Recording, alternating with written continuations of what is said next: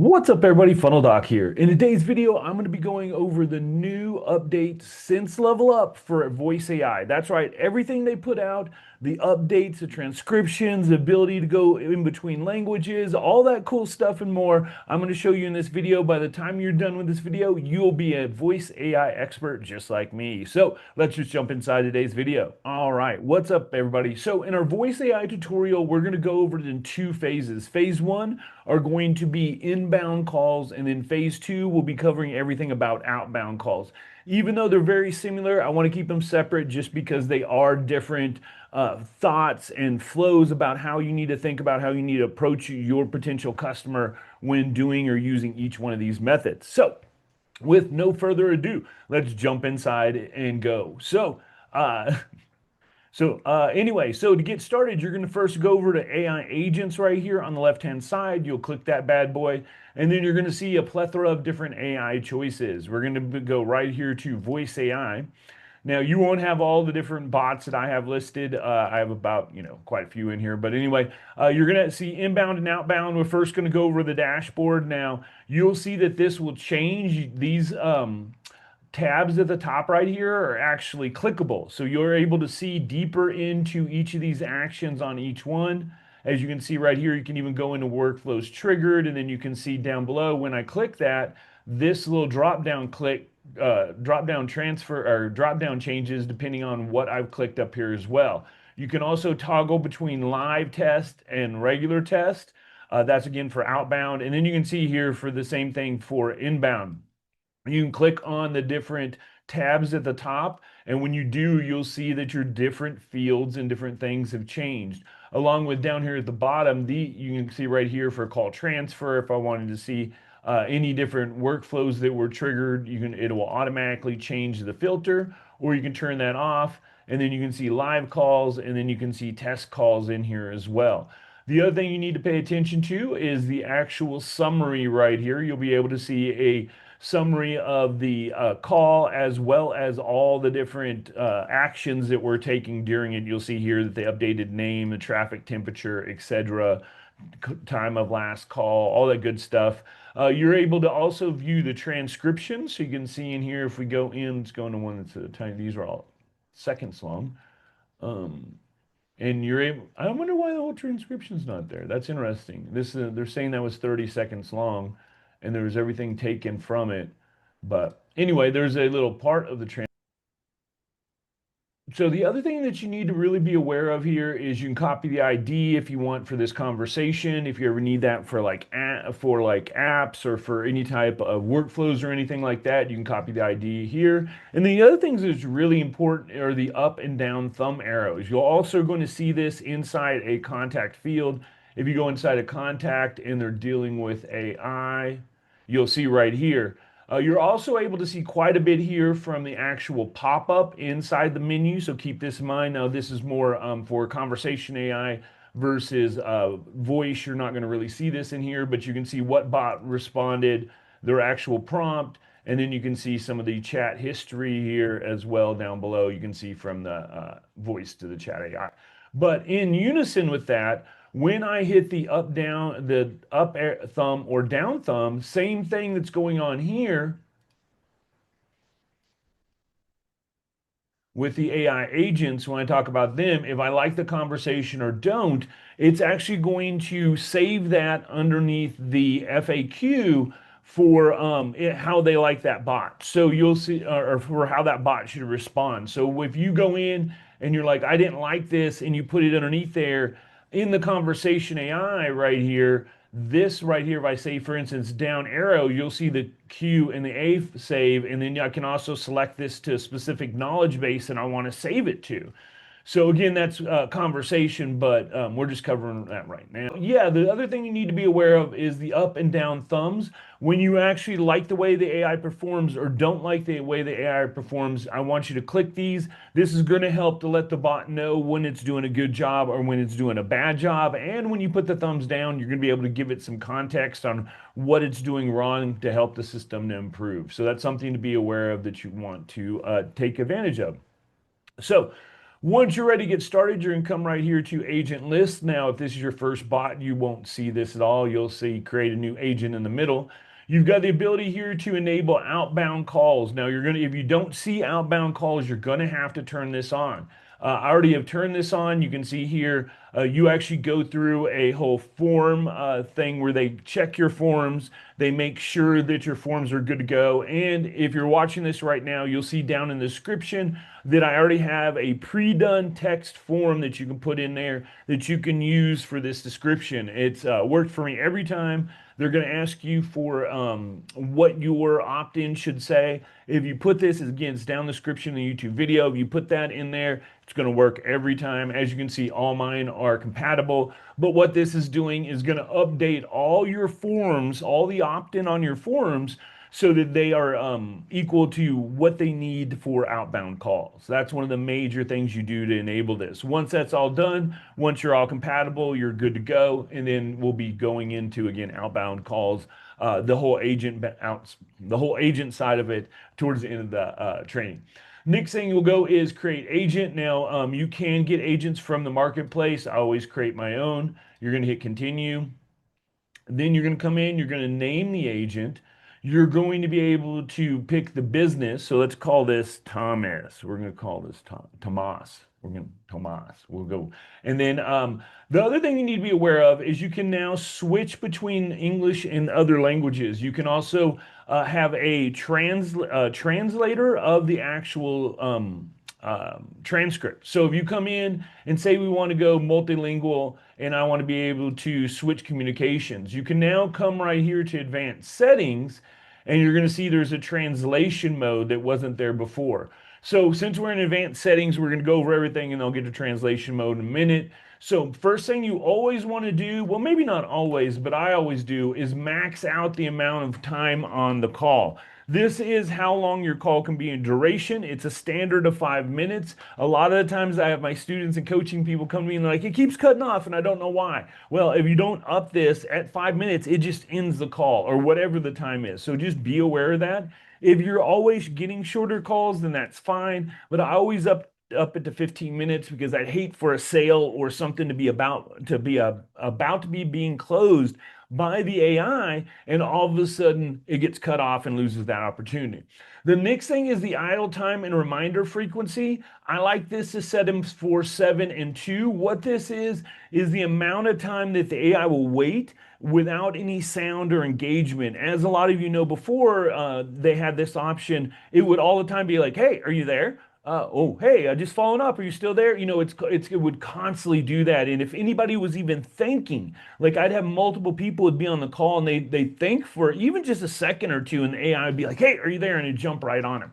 So the best time I've found is around a 7-second window. For all the tests we've done with all of our clients and my own stuff, 7 seconds and 2 reminders or 2 follow-ups tends to be enough. If it goes beyond that, there's some probable issues going on. So the next thing we have here is the response speed. Now this is how fast the AI responds back. I always turn this to moderate or normal. I really don't use fast. This is again how quickly the AI replies during the call. I like it to be a little bit more realistic, we could say. I'm not trying to imply that it's not AI, but I find if we go fast, it's just like boom, just boom, boom. It can be almost too fast. So I always like to put it in right and moderate or normal for that. Interruption sensitivity. I tend to turn this up a little bit. It's at 75, but I actually find that for me, it's not high enough. I like it so when I'm talking, if I cut off that AI or if I say something, I want the AI to shut up right away. And sometimes I'll even go up to 90 maybe. I really haven't tried 100 yet, so maybe even I need to go higher. But right about 80 to 90, I find, well, 85 to 90, I find that it's easier to interrupt. If I leave it down in 75, sometimes I have to say 3 or 4 words before it'll recognize to shut up. I don't like it to keep speaking over me. So that's one of the things I personally like it that, hey, as soon as it recognizes that I'm saying something, shut up and start listening. Totally up to you. Next thing is your temperature can go from 0 to 1. The more the closer to 1 it is, the more creative it's going to be. When they say creative, it's like going off a prompt and it can go in other directions. I like to keep it pretty stable. I'll keep it to like 0, 1, or zero point 0.1, 0.2-ish, right around in there. Give it a little flexibility, 0.2, right around there. But I really don't like going on too much beyond this because a lot of times if you do that, some of the stuff in prompting, like question flow that you want, things like that, it's going to deviate or it might skip questions. It just has a higher possibility to error per se. So I like to keep it down. The next thing is our voice settings. Now, this is our speed. I've never really turned it up. But yeah, well, that's not true. I turned it up one time to 1.5 and it sounds like 1.5. I don't know anytime you'd ever need fast more or quicker. You might want slower, depending on what voice you're using. You might want to turn it down a little bit and slow down the pacing. I know for me, as a lot of you know that watch my videos, I talk really fast. So the next thing is your voice temperature. Now, this is your fluctuation. I sometimes like to turn this up a little bit. You guys know me. I'm a emotional type person. I'm fluctuating my voice and stuff. So I like to put that in my AI. And this is going to be just fluctuations in like their tonality and things like that. And I think it gives it a little more expressiveness. This is voice volume. Never really messed with this. I mean, I've tested it, but I don't use it just because it's just going to make it a lot louder. So maybe if you're in a situation where you were doing outbound calls or people were calling in and maybe the background behind them was loud, so it's harder to hear, you might want to turn this up so they can hear it better. But that would be on a case by case basis. If you had this issue, you would know it'd be a thing. So next thing is background sound. Now, this is the background sound for your AI agent. So, coffee shop, bustling people, convention hall, you know that. Summer and a mountain actually will have like birds and chirping and like stuff like that. So I actually use that one sometimes, even though it totally doesn't make sense, just because it's serene and calm. But you never know. Then static noise, I honestly have never done this one. I've never even tried it. And then call center, I've tried that one. Sounds like call center. You hear ringing and stuff in the background. I like mountain and summer outdoor, to be honest with you. So once it's all good to go and I'm happy with everything, I'll lock it down and hit confirm. Then going back here, we're going to now go back.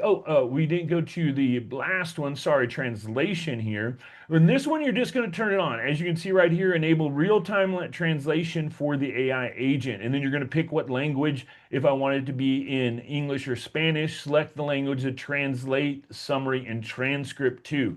So again, this is like, oh, it can speak, and I can put it in any of the languages. So if I went back and let's say I wanted French, I go in here and now you'll see the translation will be in English and French. So the system could be, and what this would be for someone that might not understand, maybe I want the AI to be putting out its translation in transcription, I mean, in summary in English, because maybe I'm an English speaker, you know what I mean? Just or creator of the bot. So this allows you to have the different flexibility where if I select this, I would be getting whoever's getting the end of calls summary and transcript, it will be translated to these languages. So that's what this is for that end of call like summary or transcript that they'll be sending out. So once you're happy with that, we're going to go ahead and turn that off and turn this back to English. There you go. And you'll see if you do go back to English, I believe it makes it go away. Yeah, the translation goes away if you put it for English.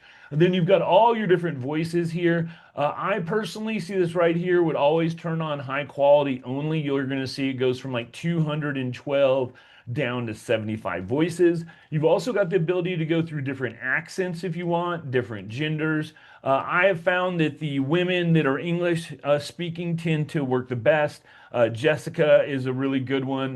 There's also Jennifer is another good one in here.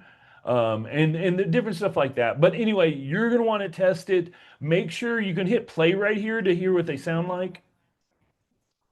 But realize too, sometimes what they sound like on here is not what they're going to sound like on the phone call, or they're off a little bit.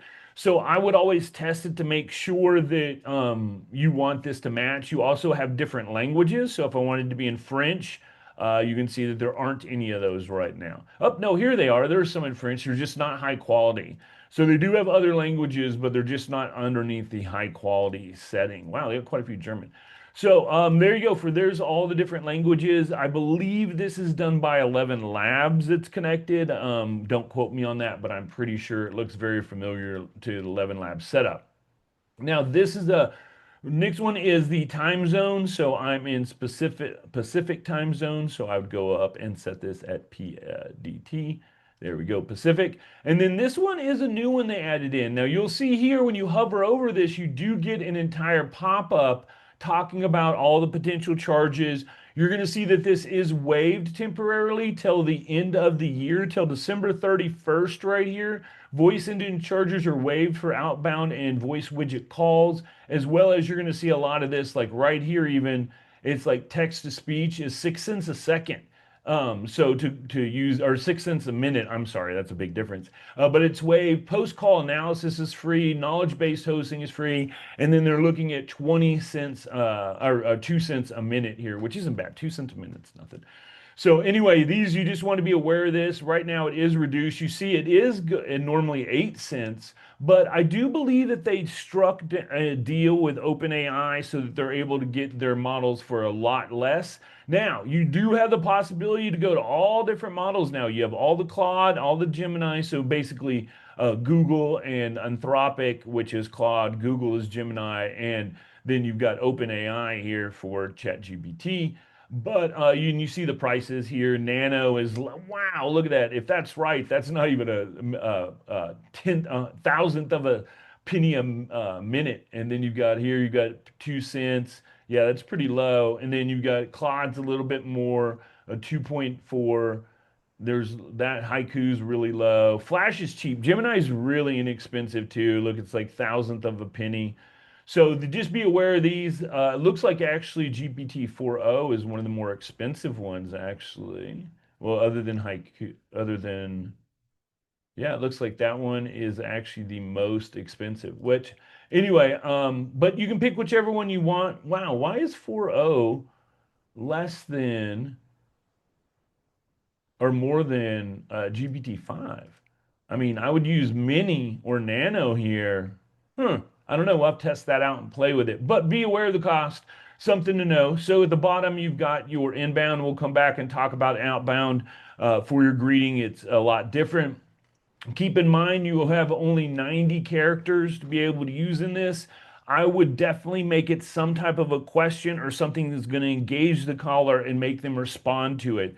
That's one of the problems before. I've had prompting and have other students and stuff that have made it in the message is just like, hey, this is Jennifer from Funnel AI or something like that, and it doesn't have a question or something that's going to cause the caller to want to say something back because they're not used to dealing with AI. There could be dead space. So however you frame this message, make sure it's engaging. A lot of times I'd be like, hey, this is Jennifer or Jeff with Funnel AI. Who am I speaking with today, and how can I help you? One, I like asking who they are because it's going to get them to say their name right away so we can capture that information. And two, it engages them right off the bat and figures out why they're there. You know what I mean?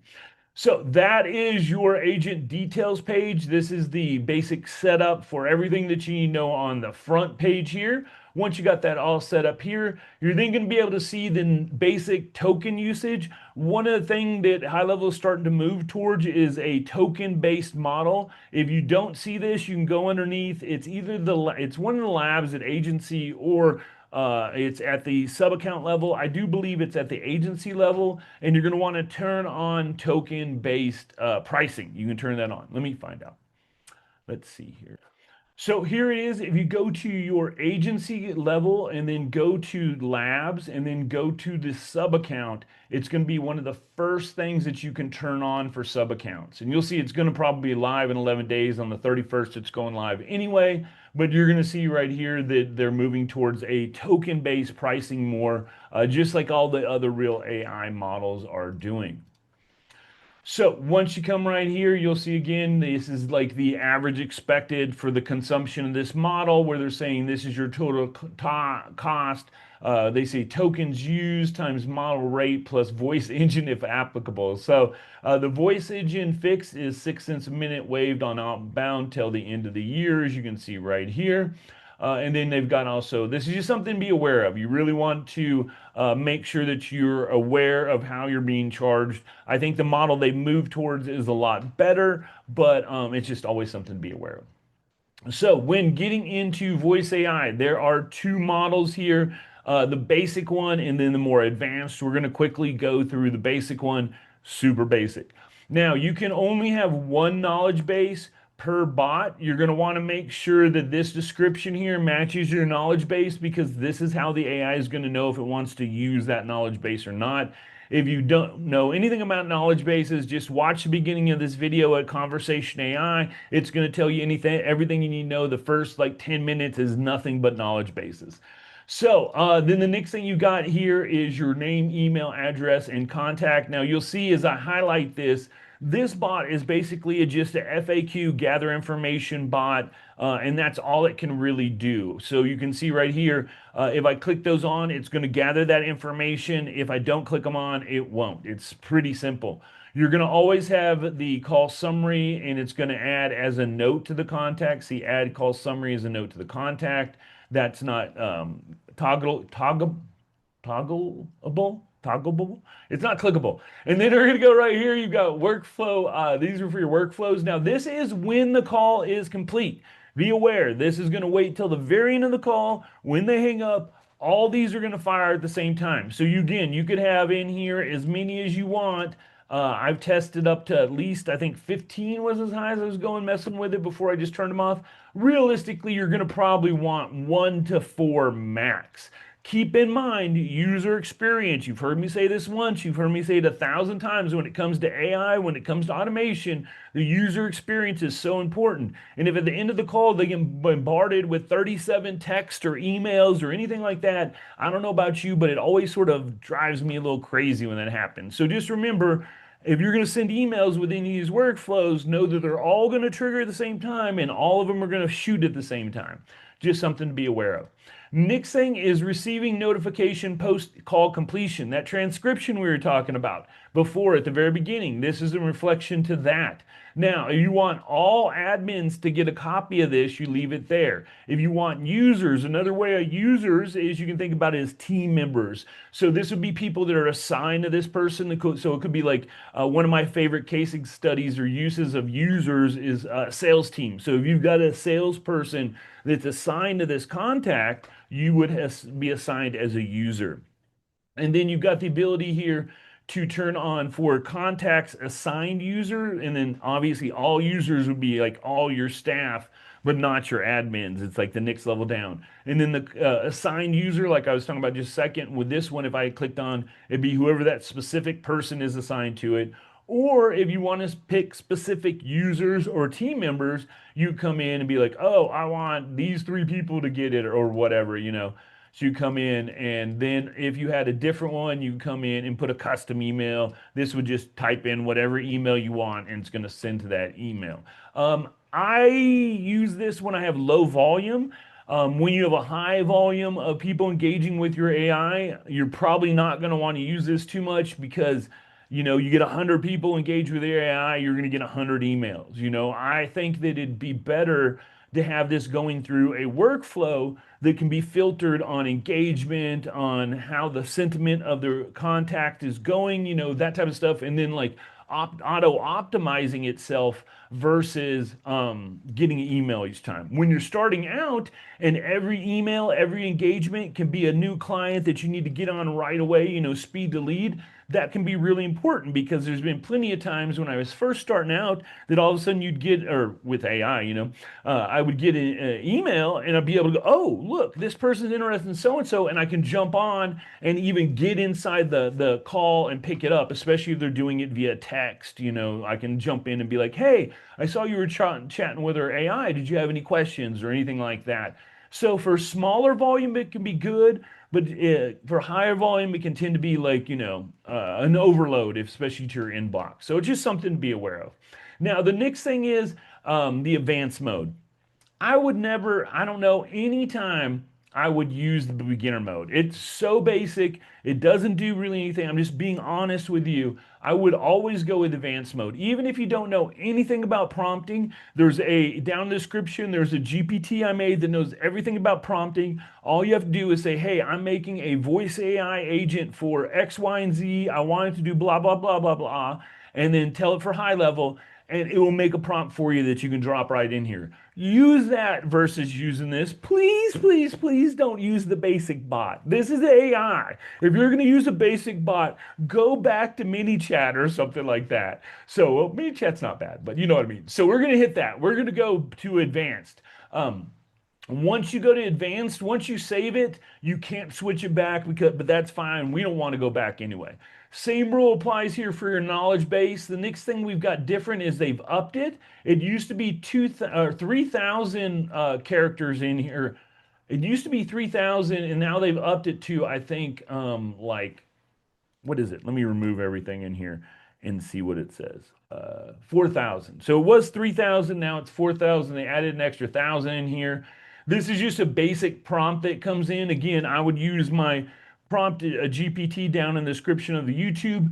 Put in a great prompt in that. If you want to learn about prompting, I have other videos on prompting. Please feel free and go through them. I'd put it up here, but they only allow you to do one of these guys per video. So I did the one before. So anyway, the one cool thing that you do want to know is that you can use custom values and fields in here. What the benefit of that is, and allows the prompt to be more dynamic. So you can have, depending on how they engage with the AI, which we'll talk about updating contact fields in a minute, or other spots in your system, whether they watched a video or clicked a certain button or however you want to do it, it makes it so that when those fields are updated, they'll be updated in the prompt and allows for my more dynamic and personalized flow to that person. So if they said they had a problem with getting more leads in sales and that was saved as a custom field for them as, their number one pain point, and you had that in the prompt, now that would update and the AI would be able to see that and customize that person and be like, oh, I see that you had problems with more leads in sales, even though everybody has more problems with that. But you know what I mean? So you can use these in here at different spots, contact like their first name. One of my favorite ones is I have, it's call summary. And what I do at the beginning of it, I use the call summary as a determining factor if they've had a conversation with AI before. If that contact field is populated, I tell the AI this is a returning customer, review that, review their name, and then to engage them as such. And they'll be like, hey, Bob, I see you're returning and talking about, do you want to talk about blah, blah, blah, blah, we did last time, or blah, blah, blah, that. So it gives it that fake memory. It doesn't really remember. AI doesn't remember, but it is able to view back its data and make that returning caller feel like that. So that's just one of my favorite ways to use that, as well as so many others in here. I mean, you can pull in like estimate prices. You can pull in links that you need to give them to a specific thing. I mean, really any of the custom values or fields can be used inside a prompt. So your imagination is literally the thing that's limiting you. The next thing that they added recently was the ability to evaluate your prompt. So what you're going to do is you're going to click that, it's going to evaluate it. So you're going to see over here that once you click the evaluation, that your evaluation results appear to the right-hand side. Now you can click on critical only, which these are going to be like, oh, this prompt's not going to even work because of this. It's like really, really bad. I've messed with them all, but again, it's not going to change it. So what you're going to want to do is go through here and read it. It's like, oh, this prompt refers to tool triggers, but there's not any tool triggers set up. So you're going to need to do that. And then what you can do is once you resolved it, you can come in here and you can either click wave, like forget it, I'm not going to do anything about that, or you can click resolved and you'll see it will fix it. Now, again, you have to go in and do that. It's not going to resolve it on its own. That'd be so cool if it could. You could just click and hit resolve and it'd do it in the prompt. But unfortunately, it's not that good yet. But then there's your results. You can go through and wave them all and see what's what. Like I said, prompt training, check it out. Plenty of my other videos in my AI library. I mean, I've got full videos on prompting in there.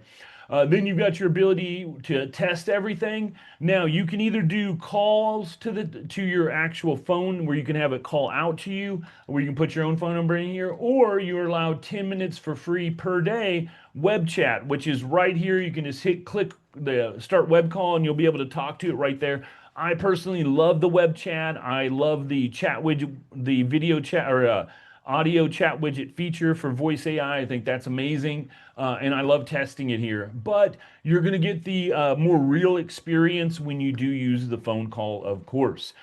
So once you go in here, the next thing we'll be looking at is your ability to create actions. Now there are a bunch of these. I'm going to quickly go over custom action and MCPs. You'll see that I have a complete training that I did on MCPs for HighLevel. It's literally called HighLevel MCP. You find it in the rest of these. I do another pointy thing, but again, you can only do one per video. Sorry.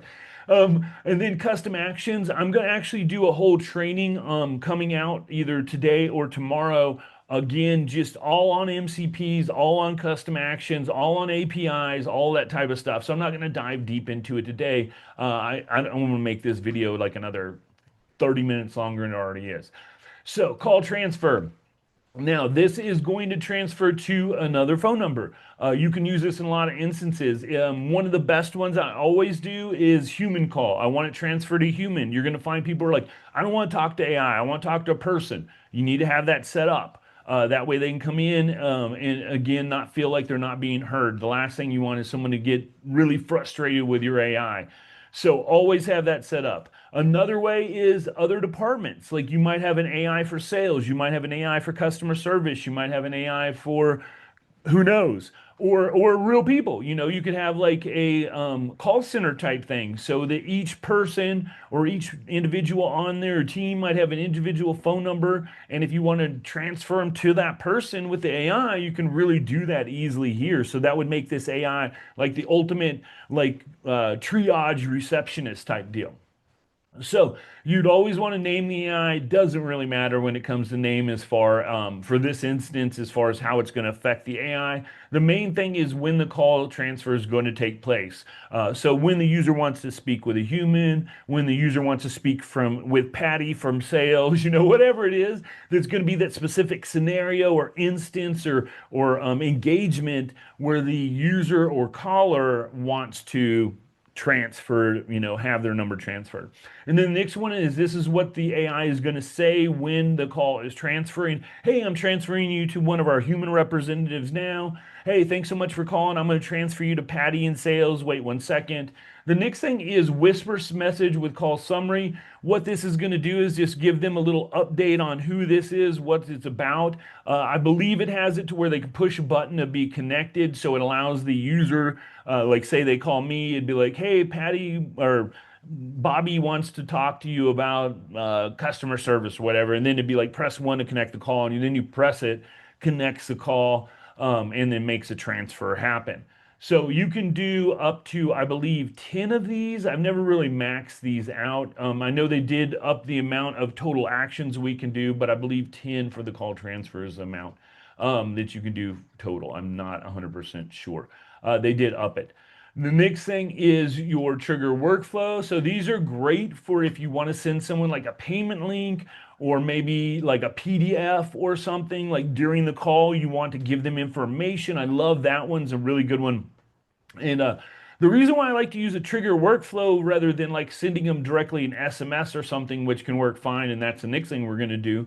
I like control. I like to be able to tag them. I like to be able to send them down to other stuff, send them wait step over here so that I can nurture them if they don't make a purchase or whatever. And you can't just do that by sending them one SMS. So even though I am going to send them a text message, I'll usually trigger a workflow to do it. So that way I've got more control once the SMS has gone out. What if they don't reply to it right away? I like to have a workflow where it'll loop back and then re-engage them, that type of thing. And then also by sending it via text message, it allows you to be able to hand it off to conversational AI as well. So you can actually go from voice to conversational AI, keeping all AI in the loop the entire time. So the next thing here is, we've got here what workflow you want to have triggered. You can only trigger one. Unlike the after workflow, where you can trigger as many as you want, you can only trigger one at a time here. So say you wanted that. Again, name isn't as important on that. When to trigger the workflow, when the user wants to learn, or I like to put for product that they're price aware. So say that they wanted to, you send them a link to sign up for a product. It'd be like, hey, when they're aware of the price of AI, AI agency Kickstart and are looking to sign up or enroll or something like that. Realize you do have up to 50 characters, as you can see right here at the bottom. You can almost make these suckers like a mini prompt within within the bot. So especially for like the one for call summary, I'll have in there something to the effect of create a very detailed and lengthy summary of the call, including next actions to be taken and what the AI can do to help turn this into a conversion or something like that. It's not necessarily just one quick sentence. And they wouldn't give you this 500 characters if they didn't like, hey, use it. You know what I mean?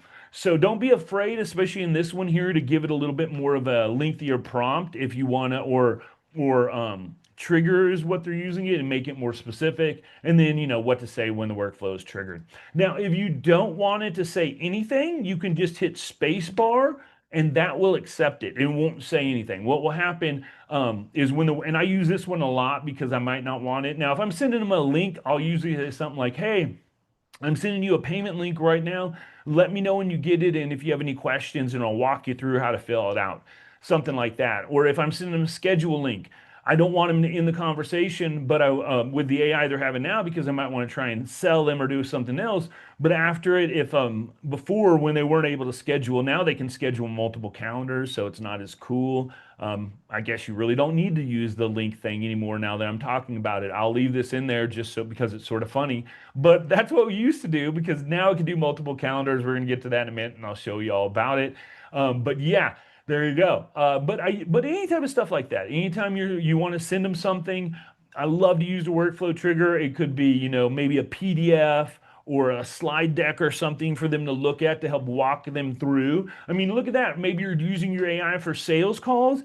How cool would it be to like send them like a virtual slide deck? Hey, just wanted you to know I just sent you on your phone a little deck that you can follow along on, and it will help you. Wow, that's a really good idea. This is cool. I just came up with this word, and it will help you with the sales conversation. So as you're like on the phone or something, they can put you on speaker and you could have the AI tell them, hey, put me on speaker and do me a favor as I'm talking, you just flip through, and they're just flipping through on their phone and seeing it all. I'm gonna actually do that. That's really cool.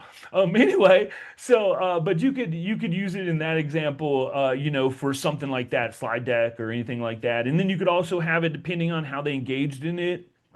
That's other workflows for other days. Sorry, I get so excited about talking about AI and stuff that I start getting off a tangent. You guys know how I do. Reel me back in. I apologize. Later videos for that one. So that's workflow triggers. So next one, send SMS. I really don't use this one that much. I'm going to be very honest. Again, you can do up to 1,600 characters. Keep in mind when it comes to text message or SMS, they do it in they call segments of 160. So that means you could do 10 segments. The problem with 10 segments is every time you send a segment or one message has multiple segments, it adds on the price. So you're, 0.002 cents a minute message or whatever you're paying for your text could go quite higher. Again, not big deal with one or two people, but when you're doing tens of thousands of these, it can add up. So it's just something to be aware of, is that text message size matters when you're sending them in a bulk like this. If you're sending one at a time, it's not going to be as expensive if you send like 10, like a page on this. So if you use all those 1,600 characters, it could be a considerable cost compared to sending smaller messages. Just something to be aware of. And then again, just like always, when should the text message or SMS be sent? If they want an invoice, if they want, whatever they want, you'd put it in here. You can use in the message custom values and fields. So if I wanted a payment link, I go right here, boom, there's a payment link URL. Super easy. Or maybe I wanted to get them into confirmed an appointment, or maybe I wanted them to come in and I wanted the contact portal so they get the magic URL link so they could sign up. So you put that in there. You'll see too that it automatically has the legal type stop to subscribe that's automatically added in there. And then what to say before the sending the SMS, whatever you want to use as an indicator to let them know that SMS is on or text message is on the way. Usually I say something like, hey, I just sent you a text message. Let me know when you got it. The next thing we're going to be talking about is probably other than, well, these last four, it's funny as we get down and get more and more important. The update contact field. Now, you do have the ability to do during and after the call. You can max these out at 25 total. So just keep that in mind that you can't do more than 25. I believe it is 10, 15 during the call and 10 after, or 20, it's 25 total that you can do, but there might be a limit on how many you can do that's during the call and after. I think the other day I was doing it and it got to 15 during the call, maybe I have to think, but total there's like a 25. So action name is way more important on this because this is going to relate to the AI to the actually field that it's getting. So I like a lot of times to match the action name spelled exactly how the field is that you are going after. So what these are for contact fields that you want to update. These are great because during the call it can make it more dynamic. After the call is something that you want to do is like a summary or something like that. So you'll be gathering their name, their email, their phone number.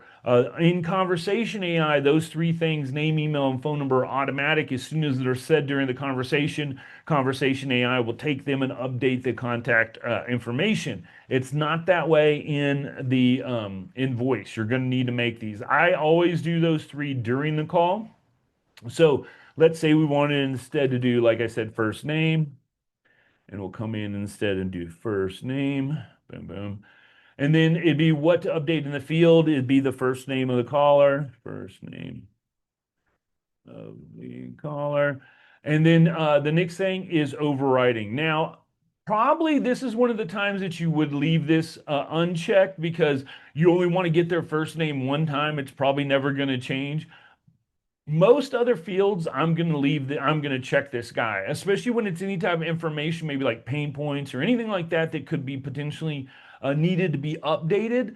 I'm going to leave that checked. If I don't, maybe it's their name or I don't know. I usually almost always check it. You know what I mean? Like almost always. I probably on name, you should leave it unchecked because their name is going to be only updated once usually, but I pretty much check this for everyone. Now you are going to need to give examples. So you go in like Jeff, Susan, Akeem, whatever names you want to use. You can do up to 5 examples, but you do have to have at least one. So 5 is most, one is the least. The more examples can be better, especially with stuff that's more nuanced that you need the AI to understand it more. And when you give examples, it's going to be able to understand what you're looking for better. So more examples with AI is always better. Same thing as after the call as during the call. The only difference is toggling it on or off. You are going to see that it's going to be saved and that you have during the call and after the call actions here that are set up. And then you've also got your MCPs. Those are during the call. We're going to get to those in a second. Next one is appointment booking. So you can now, in Conversation AI, do multiple calendars, but not in voice. So if you need to, like I said before, that whole thing for multiple calendars comes in really handy. Right here, I always use this a 331. What this is the number of consecutive days. So this is 3 days. So they'll give you like Monday, Tuesday, Wednesday. And then the number of slots per day is going to be like 3 slots. So if you said that'd be like 1, 2, and 3 p.m. And then the number of hours between slot, this is the gap, is I always put it as one and one. Maybe you might be different for your clients, but for me, I wanted to go, okay, we have 1, 2, and 3 o'clock available. But if you set it for like 3, which is the most you can do, oh, you can do it to 4, not 3. It used to be 3, but they upped it for 4. Maybe you want a 4 hour window. So if you said 3, it'd be 1 o'clock and 4 o'clock, 7 o'clock, 10 o'clock. It'll give those slot spaces that way. And the number of slots per day, if you only wanted to give one, we'd be like, oh, we have noon available if you did one, if you did like 1. It won't give you like one option, where 2 would be like 1 and 2 and 1, 2, and 3. So I personally always do this as a 3 where I want to say, hey, we have Monday, Tuesday, and Wednesday available, or how many days out. This one's how many slots, and then the hours between the appointment time. So once I'm happy with that, I will always save this. This is going to automatically update email. So just to let you know, it will pull email in. And once, see right here, if the contact does not exist, it will request it during the appointment booking.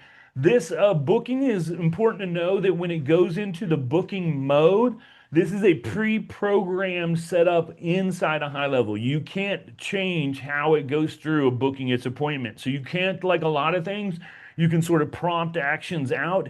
You can't do that inside here. Something to be aware of is once the AI switches to booking mode, it's like an internal agent that HighLevel set up, and there's nothing you can do to control how it's going to engage with a person at all. So just be aware of that. So if you don't like it, talk to HighLevel with that part. Put it in the comments in there because that's their thing. Afterwards, it'll switch back to your prompt and take over and do whatever. But just know during the appointment booking, no matter how much you prompted, it's going to do its own thing. It's going to engage with them the way that it does according to how you set up the actions, which of course you can edit those by clicking the dots. Now, once you go in there, you'll see that's grayed out. You do have custom actions. Now, these are API calls. The best way I can think of describing a API is like a telephone call from HighLevel to a third-party app.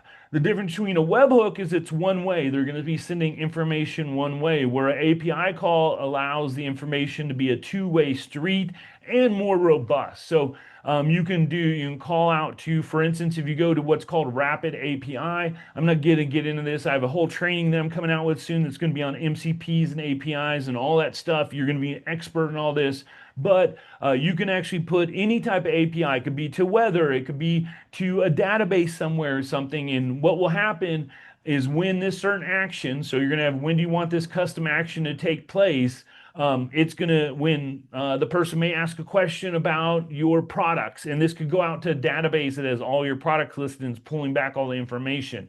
And then you could have the same thing here, what to say before executing the actions. A lot of times, this one's a space for me because sometimes I'll want these actions to be going in the background and I don't want the user to actually know about it. So I'll space this one out so it just happens. Now you do have the ability to post and get. Now posting is sending information, getting is getting information. And then you've got what are called header keys. Now again, we're not going to really get in this. A lot of times you don't need these. These are sometimes for security or to make sure that the right versions and things like that connect. Next thing are your parameters or variables. So this would be like it says here, like your variable would be price. What to collect from the conversation would be the price of the house. They have different types. They have string. Integer is more of a like number type deal. Float, I'm going to be honest, I've never used float. I don't know what that is. Boolean is true or false. Phone number is phone number, and email is email. I wonder if float's just like an open object or variable. But string can be like pretty much everything. So a lot of times you're going to always have string in here, and then you're going to have an example of the input would be like the price of the house. Here you'd put like 10,000, or it's a really cheap house, or like a million or whatever. And then what you're going to have to always do before you can send this is test this webhook. So wherever your outbound webhook is, you're going to want to turn that on so it's listening for the webhook. You're going to then hit this button. It's going to test it.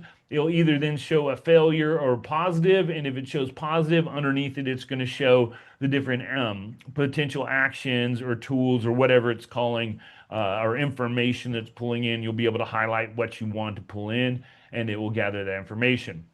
Again, upcoming training and be coming out tomorrow or the next day, either Tuesday or Wednesday, deep into this in MCPs. That's all it talks about. You will become an MCP. We dive into HighLevel APIs, show you how to set up the HighLevel MCP, how to set up all the different APIs, how to set up outside APIs as both custom actions and creating your own MCP to be able to call. In that one, we're even talking about N8N to show you how to create an MCP and N8N to be able to call on it from HighLevel to be able to use. That was a lot to say, sorry. But that training is going to go deep. So if you're interested, keep your eyes out. You're going to freaking love it.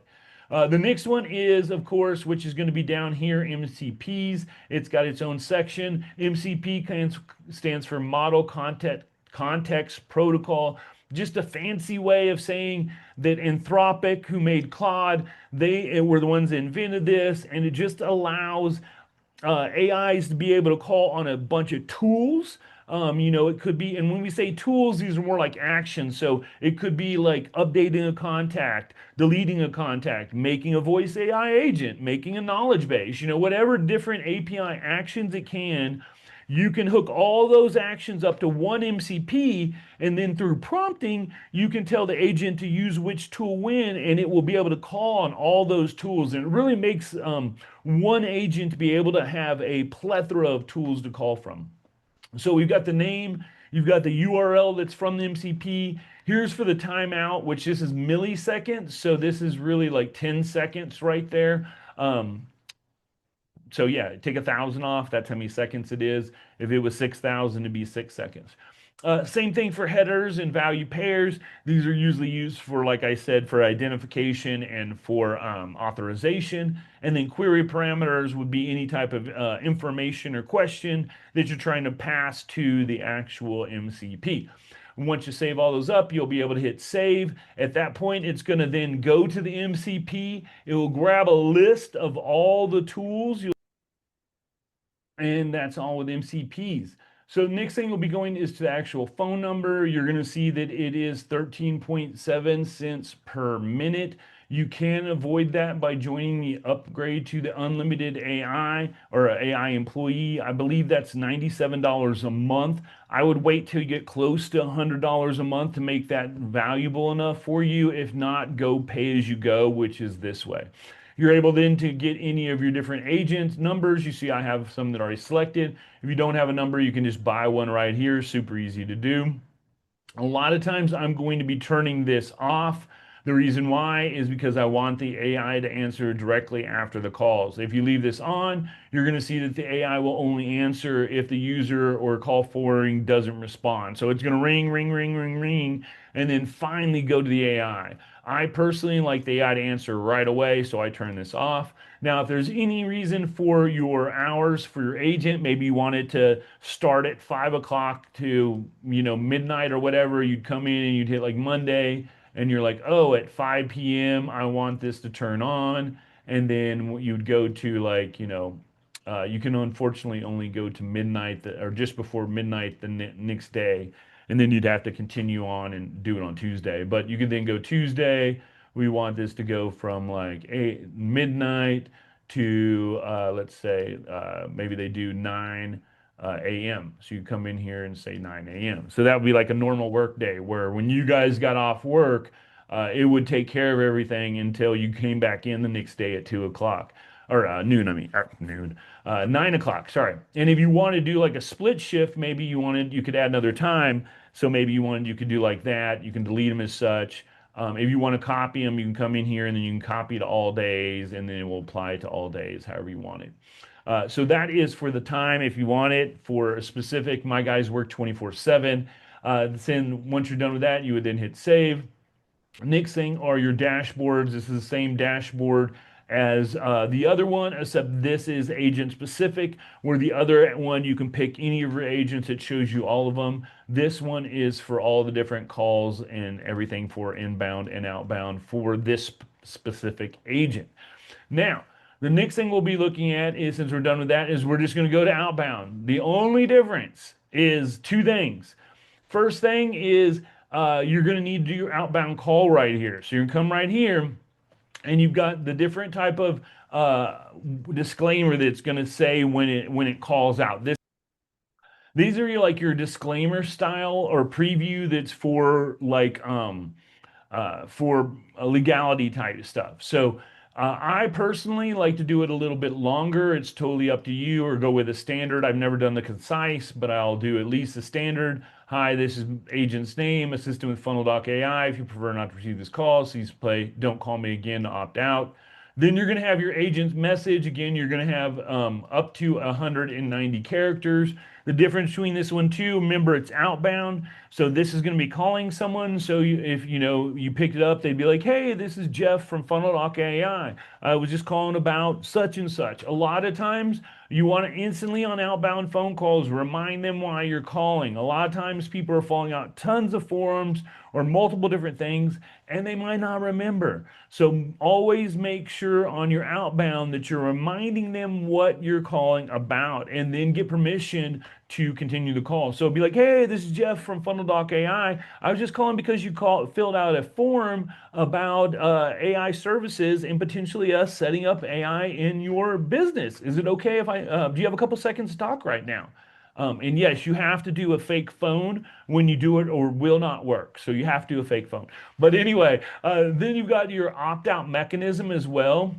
These are coming soon. It just has it automatically right now where they're going to be able to press a key or post opt-out SMS. There's really nothing you can do in there, but I just wanted to make you aware of that. So there you go. Once you're done with that and happy with that, that's it. That's going to make this outbound. The thing that you do need to do next is you need to come here to automations and you have to create an automation. So we're going to go from workflow, start from scratch. I, of course, would make a outbound AI folder for this. And then what your trigger would be like call status.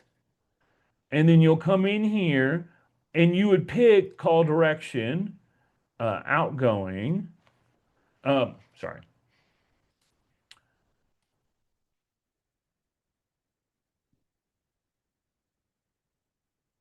So the way you're going to do this is it can be any number of way. I mean, you could have people dumped in here via another workflow. You could have it a form would be another great one because then you're getting actual consent. Whatever it is, make sure that you are following these guidelines because whatever trigger you're going to use, you're then going to hit the plus for the action, type outbound, and you're going to come right here to the new outbound voice AI call. Now you're going to see here are all the different requirements or restrictions on outbound calls. So calls are made at a rate of one call per minute per location. So that means you couldn't do like 10,000 calls would take 10,000 minutes. The reason why we're doing this is really to restrict spam.